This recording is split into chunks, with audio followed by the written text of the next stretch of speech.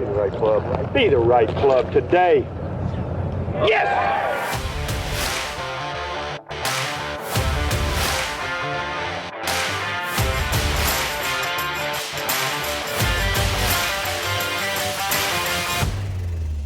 Hello, everybody. Welcome to another Be the Right Club Today podcast. Our next guest is Mr. Frank Nobilo. Frank has 15 worldwide wins, including top 10 in all 4 majors.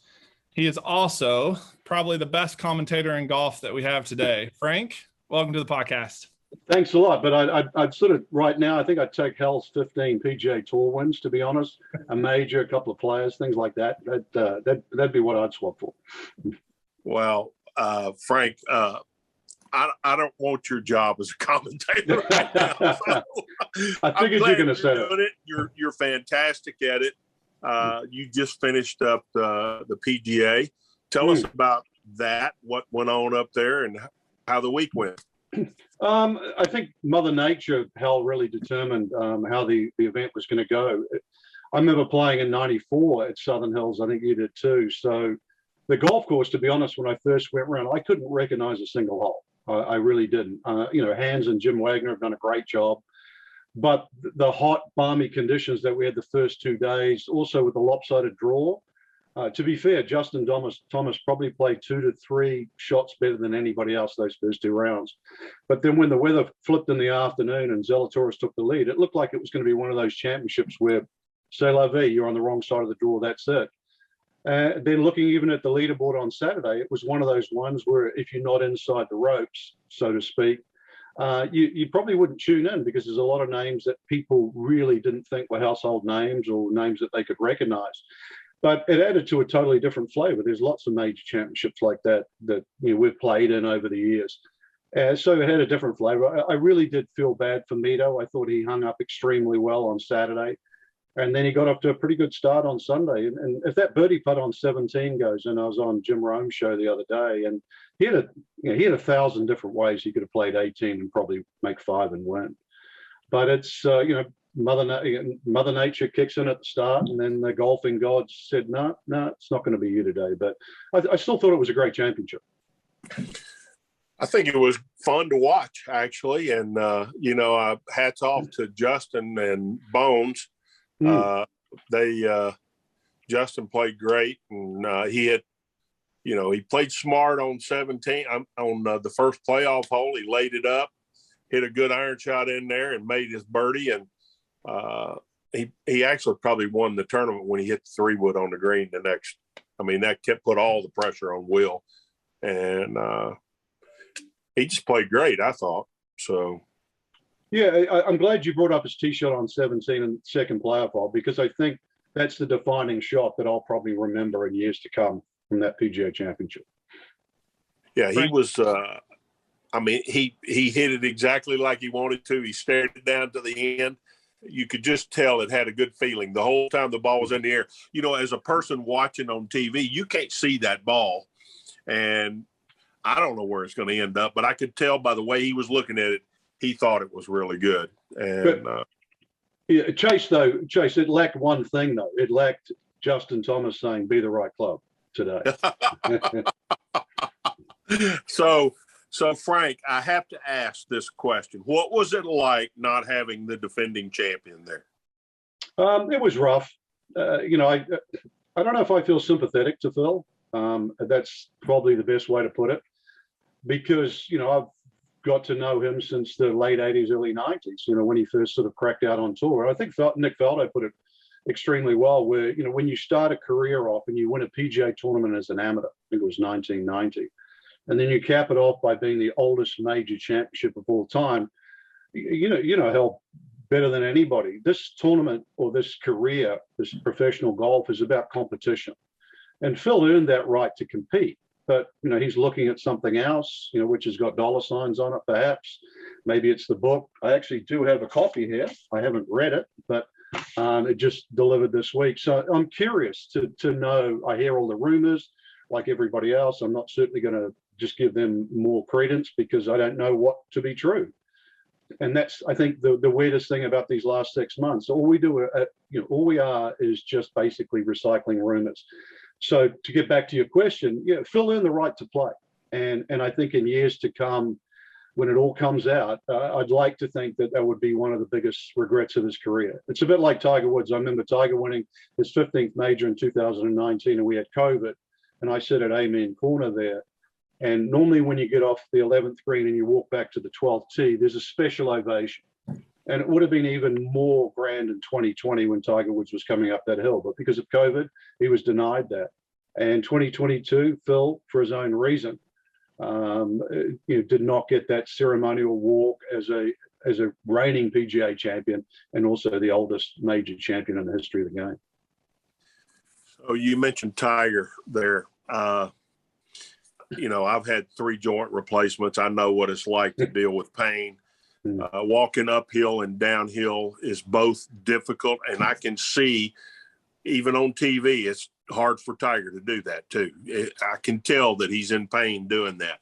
You think he's ever going to be able to get back?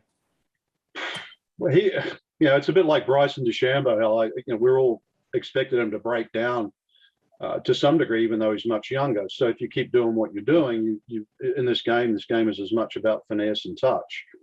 So circling back to Tiger Woods, the ankle and the Achilles injuries, the left knee being done 3-4 times, the right knee being done, then the back, and then now the car accident. I think in a weird way he wants to do his own Hogan type comeback.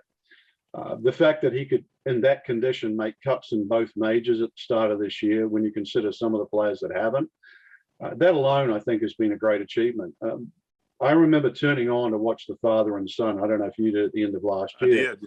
Yeah, because I just thought, he's not going to compete. It's just going to be great to see him out there with Charlie, and I think that was the reason why he played. But I got riveted just watching on Sunday when they actually had a chance to win against the Dailies, and you could see.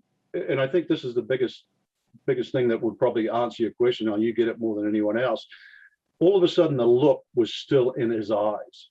That's what I noticed on TV. So if that look's still there, he's going to try and find a way.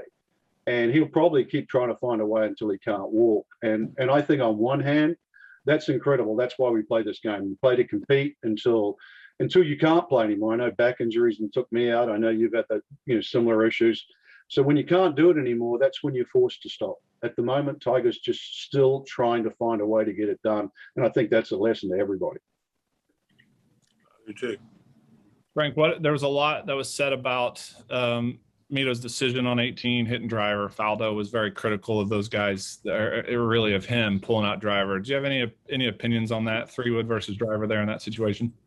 No, I mean, I actually don't mind driver, to be honest. I got Nick's point of view. Nick was saying, and he's won 6 of these. He was just saying that, put yourself in position. It's the hardest hole on the golf course, and it was long, and he'd actually hit driver down there every day. I just still go back to 17. I think 17, he hit a beautiful cut driver that was probably an inch or two from getting on the putting surface, and it's a relatively simple 2-putt. And it does, rather than go up, it rolls all the way down the hill, left him with an awkward chip, leaves it on the edge. And I think originally when he got on the tee, and I haven't spoken to him, so that's why I'm sort of speculating here, he wanted to hit the same shot on 18. But in any sport or anything in life, when you try and avoid something, that's what you're focused on. So you could see it's almost like whatever you do, don't go right. So he's sort of aiming left. And then I thought Faldo nailed it on the follow through. I mean, there was no follow through. The club barely got above his left hip. So in the end, whatever that last thought was, don't go right. That's exactly where that ball was heading. But it was, it's tough pill to swallow. A lot of people have already compared it to John Vandervelde. It's totally different. He was trying to win the tournament. He didn't have a 3-shot lead. Vandervelde got lucky on his tee shot, finished on the 17th fairway at Carnoustie and still found a way to lose it. Mito was one fell swing at the wrong time. So, yeah, that's what we do, right? We criticize decisions. But whether he hit 3-wood or driver, he made his worst swing on the 72nd hole and paid a pretty severe price. Well, he will remember that for a long time, but hopefully he can put that behind him. And he made his putting stroke look great to me. And, he looks like a good player. He looks like he's someone that's going to have to be reckoned with down the road. He's confident. We were trying to dip into his bio like you normally do when somebody pops up on the leaderboard like that. You're trying to find out as much as you can. And one question I never really got answered was why he quit when he was about 14 or 15 years of age. He went to Bradenton to the IMG Academy. And when you hear Waco Neiman talk about him, everybody in Chile said, this kid's really good. And Waco looked up to him because he was a little older, but he was apparently extremely good as a mid-teenager. And then he just decided, whether it was a Florida experience or whatever, that golf wasn't for him. And he went away from the game for 2 years. I'm curious why. We never got an answer to that. But then after that, he got back on track. He and Waco Neiman have the same coach, in Eduardo Miquel. Hopefully I pronounced that correctly. And they have a similar move. They have that sort of dipping move that is sort of a swing from yesteryear. A guy that I used to play golf with, that was a wonderful striker of the golf ball as a professional, is a guy called Terry Kennel. He's sadly passed away. He was a good friend of Mo Norman's, and that was almost the same move, and he could hit it straighter than you could point. But so when you look at Mito, he went to the Korn Ferry Tour. He won 3 times. He got what we used to call a battlefield promotion, and winning is winning in my book. So he was trying to win. He really was. So yeah, I hope this is the start of something else. But Chile should be very, very happy right now. They have 2 superb players. One that's used to be the #1 amateur in the world, in Waco Neiman, who's already won twice, Greenbrier as well as Riviera. And you know all about winning at Riviera when you won your PGA Championship there. So, and now, Mito, they've got 2 great players. Yep, they are 2 great players, and young. Yeah, young and good. So they're going to see a lot more 18th holes, 72nd holes. Yeah. So let's talk about the LIV. What's your thoughts on all that? The biggest thing, once again, there's a lot of rumors, Hal. I go back to the fact that when you start playing golf as a teenager, and we just referenced Mito, for example, you play golf to compete. It's I came from a small country called New Zealand. There's only, in those days, only 3.5 million people. So, I watched all the best tournaments in the world. Obviously, the PGA Tour was a huge carrot. In those days, you went to Asia, you came from there, then you went to Europe, and if you were good enough, you finished up in America. Everything was about competition. And to be honest, if you could make a living, that was part of the gravy train. But you played golf because you wanted to win, whatever level it was. I remember winning the New Zealand Amateur. Then it was like, can you do it as a professional? Can you make a cut? Can you win a tournament? How good can you be? To me, the LIV Tour is not about that. It's not about competing. And that's the biggest thing. And no one's explained to me why it is. A lot of the people that are fascinated by it or want to join are obviously mid to late 40s. So I get it. They want to buy a name and go into it. So to me, they've told me, or what I've read is it's 54 holes. It's a shotgun start. You couldn't get further away from playing in a major championship. So I don't know how it's a viable proposition as an alternative. It's something different in my book. You said a shotgun start? Once again, I've seen nothing in writing other than they want to do something that's different. One of the things that I read was, there'll be a shotgun start, so all players will be teeing off 1 tee. I don't know how you find out who's leading. You tee off the second, I tee off the 6th. You've got the easiest holes to play. I got the hardest. We're tied for the lead. I don't know how you're going to do it. Do you crown a champion on the 12th hole? But it's, so the model, golf's in a weird place. We've had equipment issues. We change our parameters. I got the French Open tennis on the living room at the moment. I love the fact that, they play on one size court, right? Whether it's clay or grass or whatever, NFL, soccer, name the game, hockey, they play on one set of parameters. With equipment, we keep tweaking things. But the one thing that still makes golf a great game in my book, 2 things actually, the handicap system for the amateurs, but really for the best players in the world is the ability to compete. And so I keep looking at the best tours. Is the PGA Tour perfect? No, it's not. But it's been a pretty damn good breeding ground for every great player that's played. Going back to the Hogans, the Sneeds, Hal, when you were voted Player of the Year, Nicholas, Floyd's, Watson's, even Greg Norman himself, Felder, Curtis Strange. I mean, the list goes on and on and on. Now it's Tiger. Now it's Rory. With Bryson DeChambeau, that to be the best of the best was what it was all about. And I just don't see that in their model. Yeah, I don't think any of those great players, I'm going to step out on a limb here. Money was a byproduct of excellence. It was never about the money. It was about becoming victorious. It was about lifting the trophy. It was about finishing first. And, I never really concerned myself with what first place money was going to be. I was happy if I could finish first. That was great. You in golf, you end up being the turtle a lot more than you are the hare. I mean, you lose way more than you win. And, it feels special when you finally do win. No question. Hey, I've choked for the money. Don't get me wrong, but you're right. You don't go on the range or you go to another instructor to try and somehow work out why every time I hit a cut, the ball's hanging out to the left. You go there, you get another lesson, you practice till 6 or 7 at night. You're trying to make yourself a better player. You're trying to make yourself a better competitor.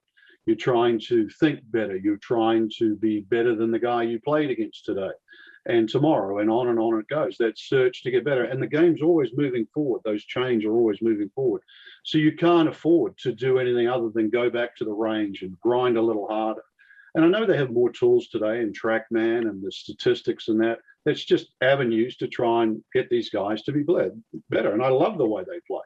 I don't necessarily like some of the things the equipment does, but I love the fact that they're trying to figure out the best way to shoot the lowest score.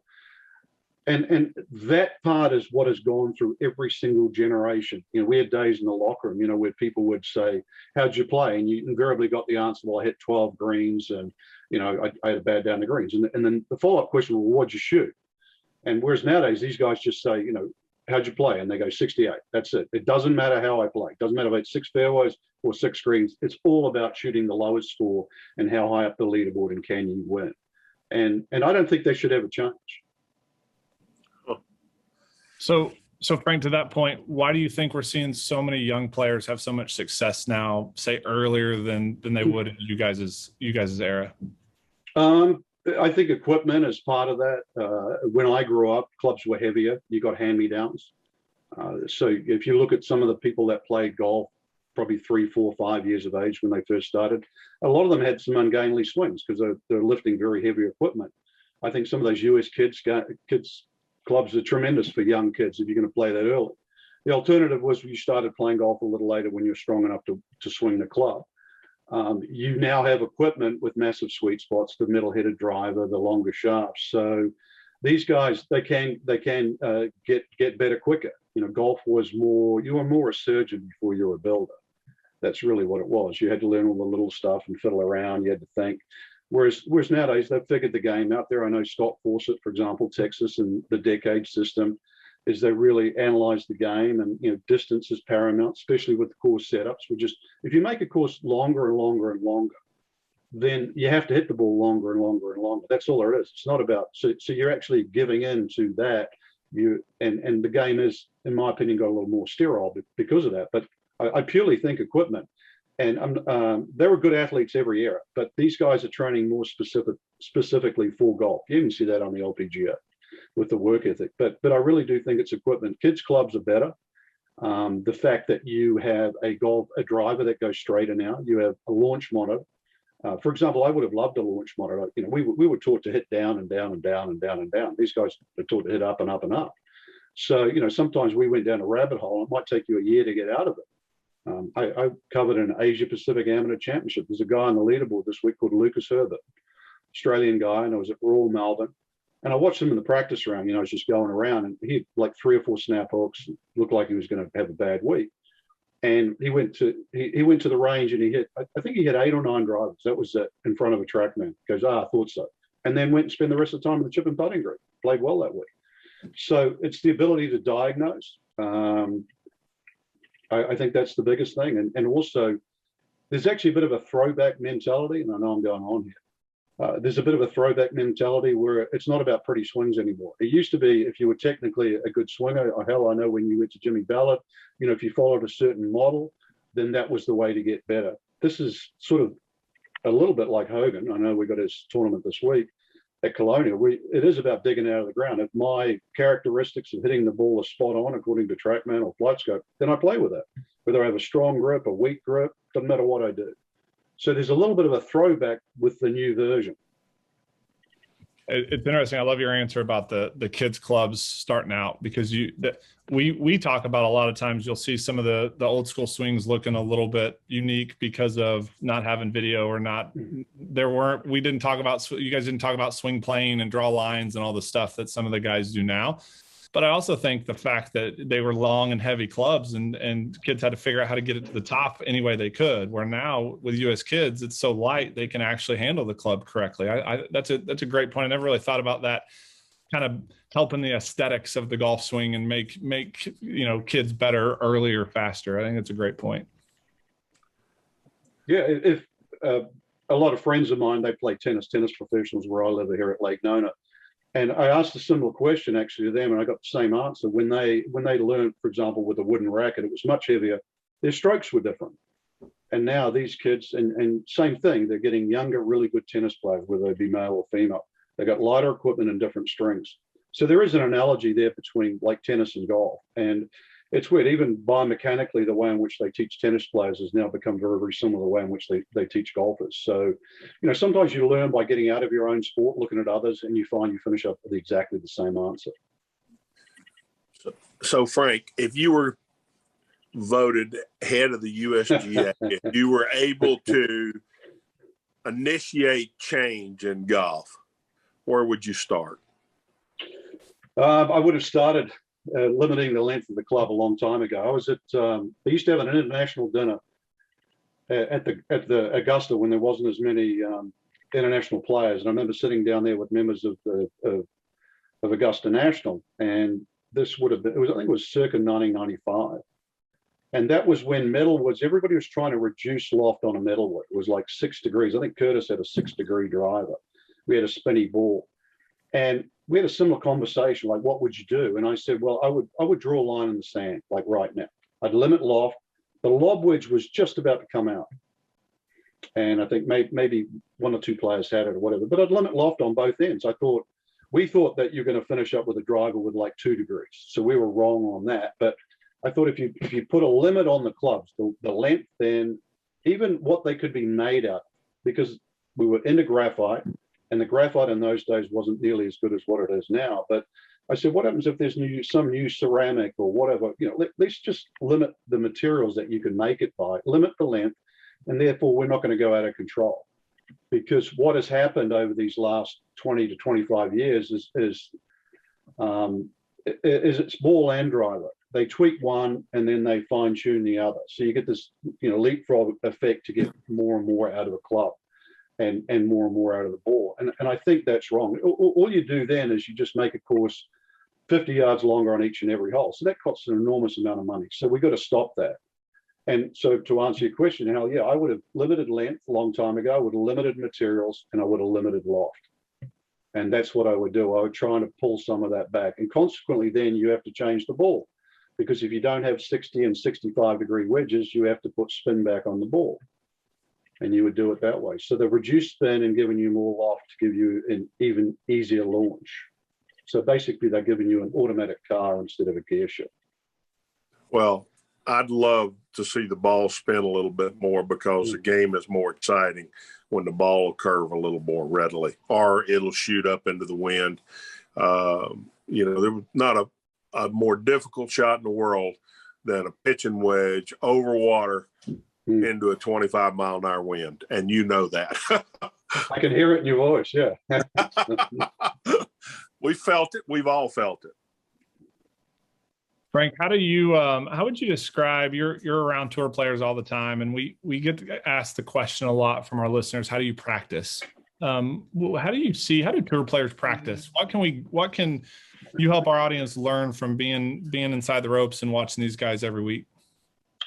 Most of them are really a slave to their statistician. Sounds weird when you say a statistician with golf, but there's a lot of players now when they're paying a guy to basically drop a spreadsheet and say, see, you're bad here from 75 to 125. I was picking on Rory then, actually. It's about the one area that needs a lot of work. or, say from 150 to 175. I mean, I'm not a slave to stats because I always think that, they're a way to be right, even if you're not. But they are an indication. So what's really happening now is guys know what's really important. You need to be good inside 10 feet because that's the most putts you get. So, a lot of people when they're putting, we talk about mid-range putters and that, but how many putts do you really make over 10 to 12 feet? You actually don't make very many during the course of 4 rounds. So it's holing out, it's chipping, it's bunker play. Driving is obviously very, very important. Things like long irons. We used to stand on the range and we would hit, I don't know, a bag full of 2 irons. It's a complete and utter waste of time now. Because how many 2 irons do you hit in a round? So their practice is more selective. I'm not saying they spend more or less time than what we did. It's probably about the same amount of time, but they wouldn't be just on the range looking for a better golf swing.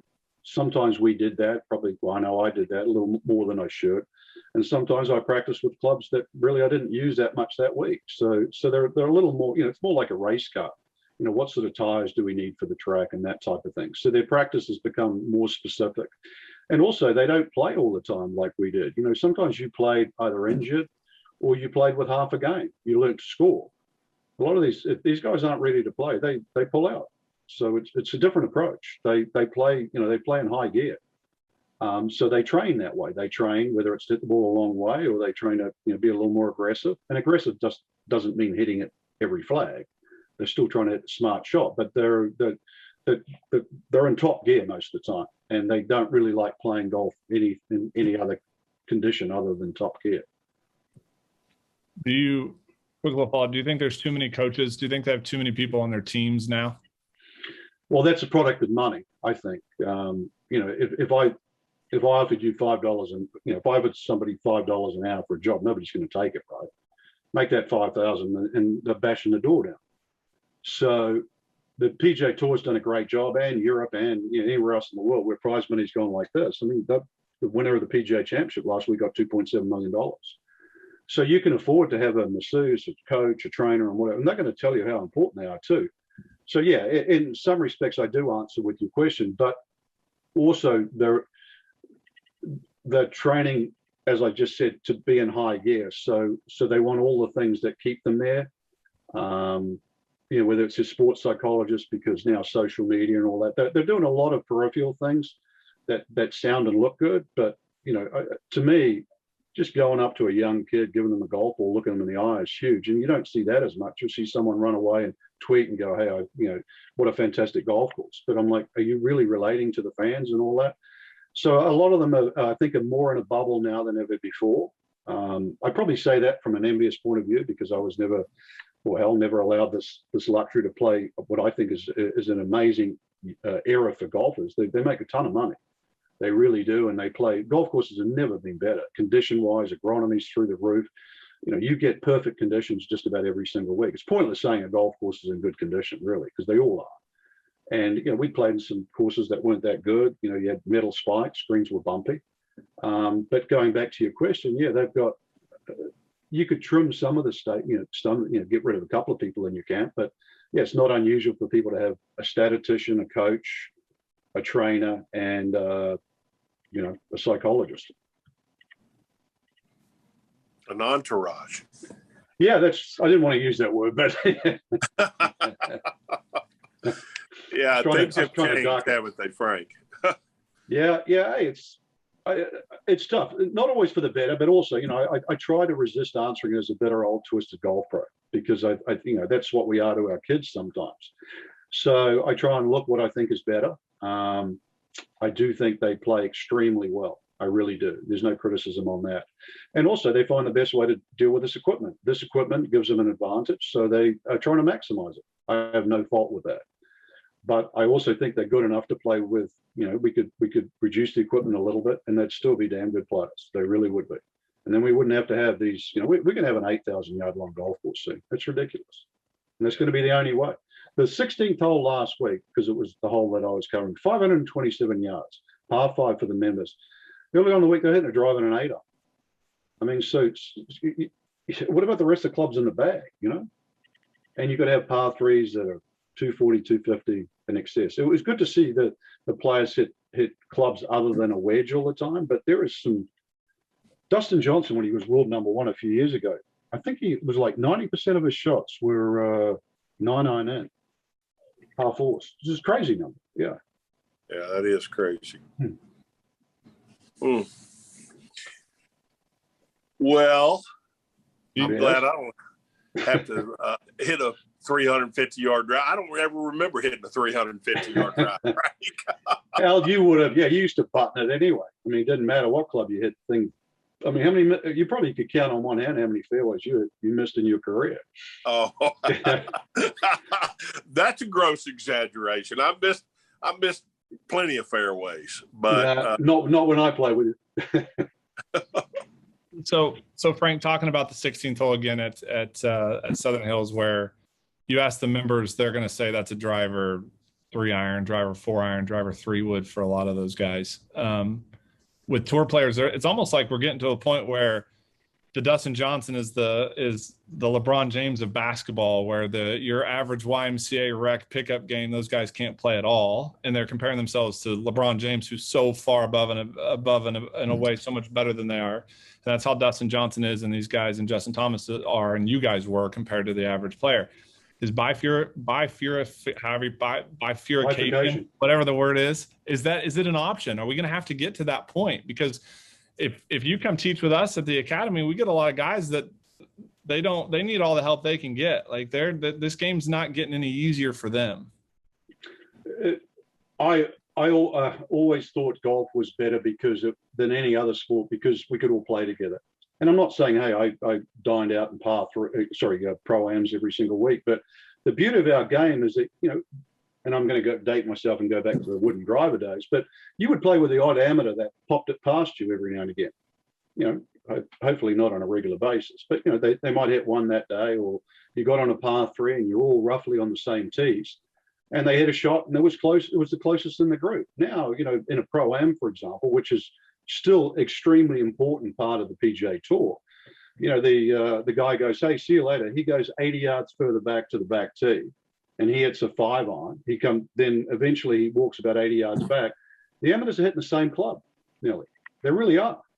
And so it's becoming more unrelatable. Our game was great because it was one of the few games where we could all sort of hang together, and then the best players would go off from Thursday to Sunday and they would play for the tournament. But we had a meeting of the minds, so to speak, in the game.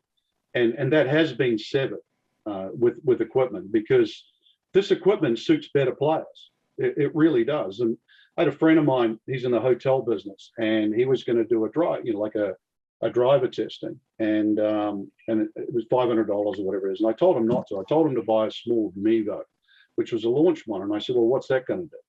And I said, well, it's going to save you. It's probably going to save you a couple of $1,000s. And so what happened? It saved me a couple of $1,000s. I said, well, if you do a driver fitting tomorrow, they're just going to give you a better driver for the way you swing right now, right? But I said, if you actually get something that tells you that you're way off the mark the way you're swinging right now, you're not getting much, then you'll finish up with a better idea how you got to hit the ball. So when you get a driver fitting, you'll actually get a better driver for you, which is what the pros do. And I would imagine, I don't know, I put a loose figure on. Yeah, best players in the world probably cost them 20 grand, I would imagine, to get a driver that fits them, because they go, shafts are nearly $1,000 a pop now, the ones that they use. And, they are literally dialing it in. The average amateur, number one, hasn't got the time. He doesn't quite know what he's looking for, even though you guys do a great job trying to fit them. But they're not getting the same benefits that the best players in the world are. It's not apples for apples. So they get a little piece, the professional gets a lot. To me, that's a little back to front. The whole idea of making these game improvement clubs was to give the amateur a big go, right? Give them a little bit of a leg up. Well, it went the other way around, just created a bigger void. It really did. The pros, hey, they get every single thing they want, which they should, don't get me wrong, but it's a bigger gap now. Like if you swing the club 116 miles an hour, which is not fast, right? A few amateurs get close to that. The pro will hit it at 300 yards, and the average amateur will hit it 260. So hang on a minute, he's swinging the same speed, and he's given up 40 yards. So yeah, so I didn't initially agree with bifurcation, but if they're going to keep going down this street, sadly, that's where we have to finish up, and that's a shame. Well, the consumer's paying for all this, you know. I mean, it's cost the consumer an immense amount of money. for this to take place. I mean, both in lengthening the home golf courses to stay competitive, and then at the equipment as well. Yeah, if I buy the house next to me, we have a decent block of land where we are, but it's going to cost me a lot of money, right, just to get another 40 or 50 yards to add to my house. So golf courses are the same. I mean, that's just the basic, fiscal way of looking at it, right? Buy the house next to you and see how much it's going to cost. We're doing that on 18 holes, every golf course. Yeah. So members now, it's going to cost members more money to join the club. So therefore, it costs them more to play, costs more for the upkeep. So how is golf cheaper? I know that overused term, grow the game, but so we're going to give you a more expensive game to get into. Clubs are going to be more expensive. The membership's going to be more expensive. It's going to be more. So how are you going to get more people playing that one? I mean, seriously. Yeah, I don't. Is there any way to make the golf courses harder for regular tour events? Like I'm thinking of Harbor Town or some of these little short, tight golf courses that can still hold up. I mean, is there anything that they can do? This week, Colonial, great example. Colonial fits that. Yeah. My answer would be no.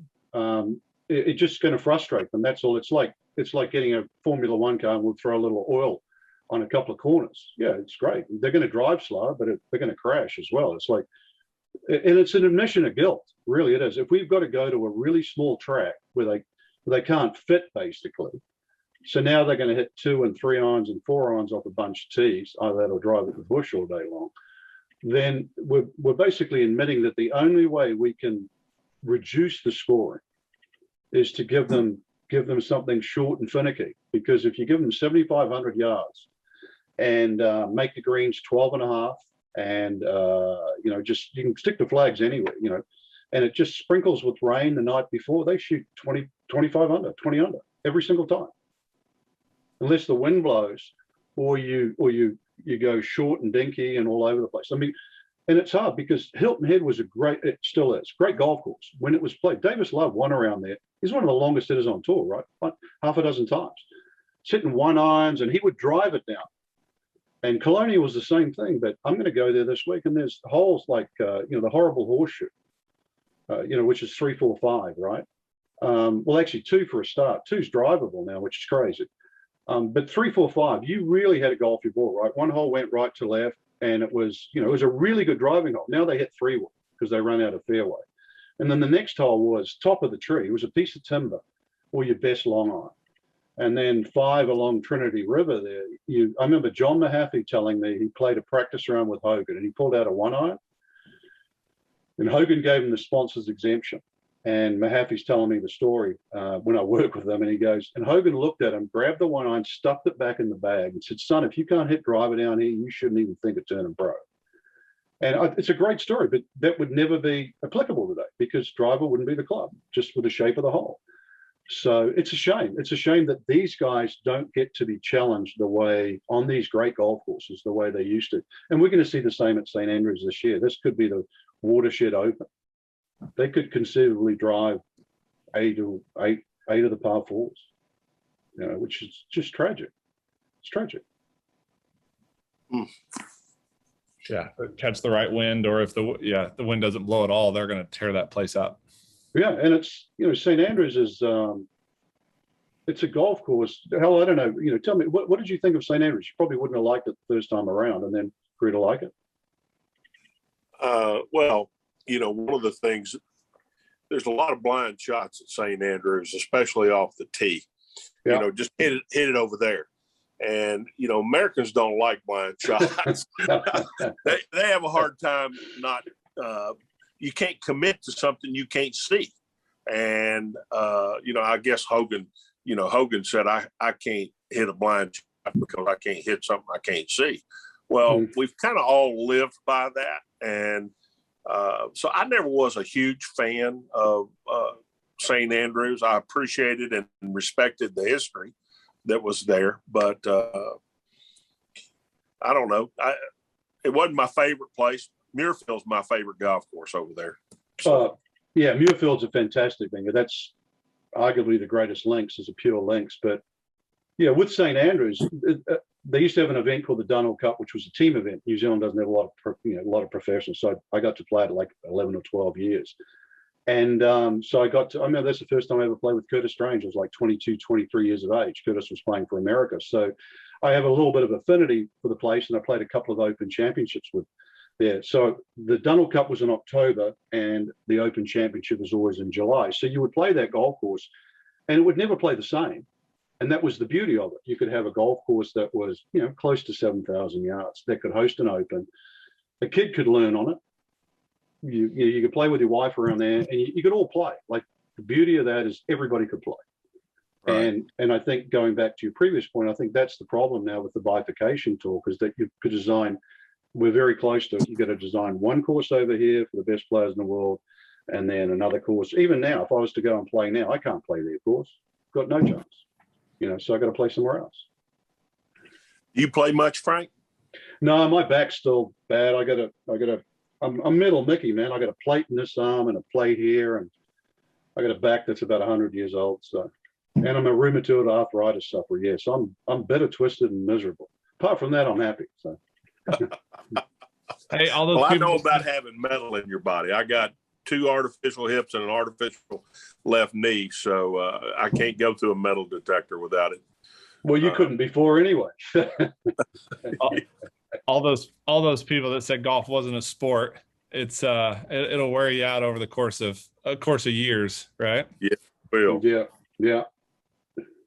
So, Frank, one of the things we like to ask players that come on here, what are 2 or 3 of the things that you've seen over time that if you could get amateurs to quit doing? What are some of the mistakes that you see that you saw in pro-ams? Or, again, we always like to kind of get some nuggets for our guys to improve their games. Where would you go with that?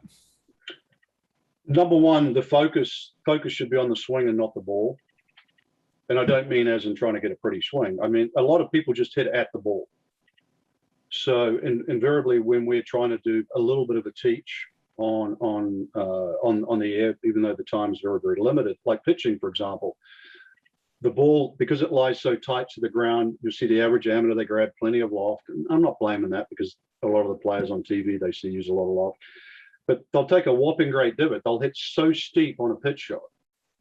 And invariably, it's half decent, they guts it, or they hit it fat, right?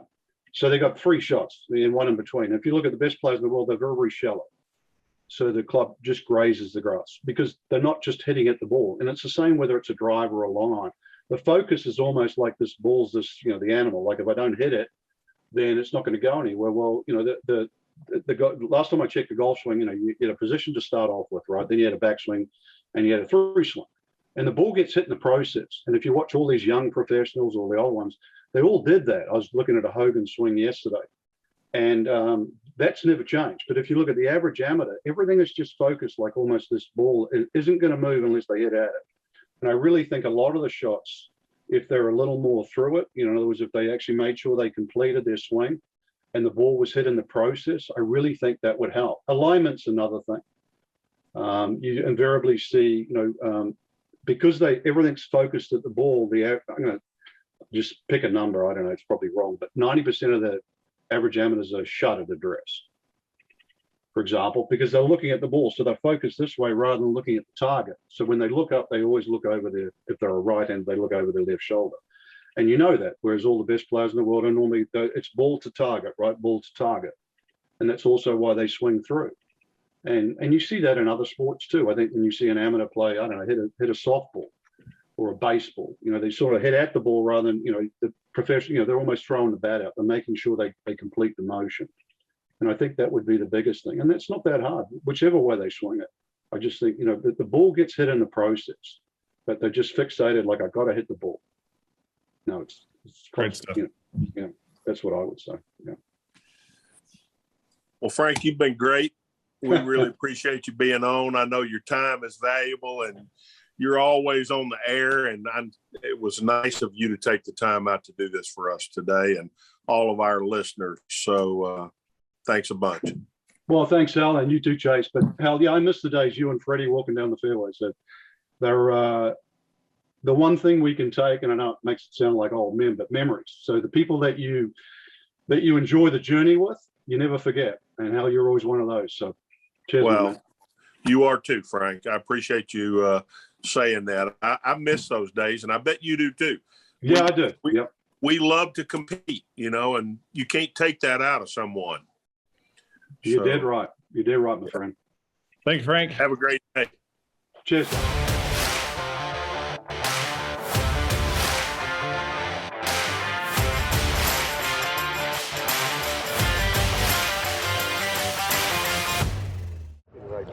Be the right club today. Yes!